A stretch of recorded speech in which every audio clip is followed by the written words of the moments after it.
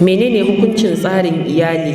Wasu mata idan suka sami ciki sai su zubar wai saboda yara sun ishe su. Allah ka ba mu zuriya mai amfani. Tambayar ki guda biyu ce.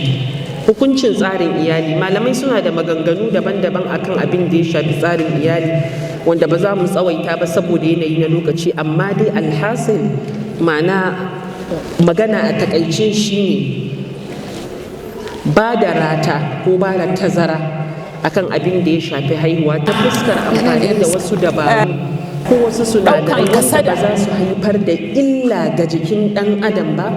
Da dama daga cikin malamai suna ganin abu ne da mace za ta iya yi matukar babu illa. Ku fahimci nan, domin Allah madaukakin sarki ya ce wala tulqu bi aydikum ila tahluka la darar wala dirar. Duk abin da zai cutar da kai a lafiyar ka ya haifar maka da wata illa wadda take za ta taba gangar jikinka, ta jirkita ka daga abin da kake na ɗabi'ar da Allah madaukakin sarki ya halicce ka akan ta, wataƙila ma ta haifar maka da wasu cututtuka, to bai halatta kai amfani da shi ba.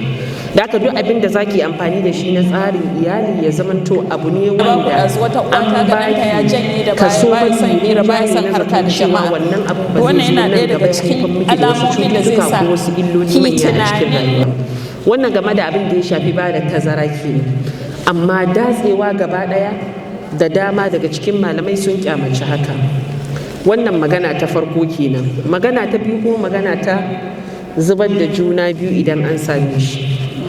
Wannan kam in kika samu wata ta ce miki ba laifi bane ba, ko zuciyarki ta karanta miki ba laifi bane ba, in kin wannan to kin yaudara kanki, domin ba ki da wata damar da za ki kawar da abin da Allah maɗaukakin sarki ya dasa na halittarsa ba tare da wata lalura wadda take nuna cewa ko a mutu ko a yi rai a ke wadda kike ɗauke da wannan juna biyu ba, to ba ki da wannan damar.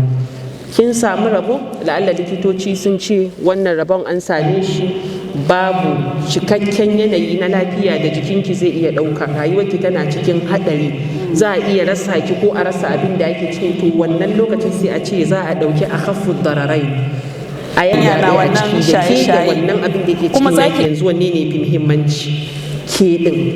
To da haka wannan likitoci amintattu waɗanda suka san aikinsu da maganarsu za a yi hukunci, amma ba kawai shi kenan dan kina goyon ki bai yi girma ba, ko dan ki yanzu ba ki ra'ayin ƙara samun wani yaron yanzu shi kenan kin samu rabo sai ki zo ki zubar da shi ki sha wasu abubuwan ki. Wallahi mu ji tsoron Allah akan wannan ɗabi'ar. Allah maɗaukakin sarki ya kiyashe mu. Wannan nahika an abin da zai iya haifarwa ma na abin da ya shafi illoli, domin mata da yawa suna irin wannan ɗabi'un a cikin gidaddajinsu. Ki sha kaza ki sha kaza, ba ki san cewa wannan abin in kin ya fita gaba ɗaya ko bai fita ba.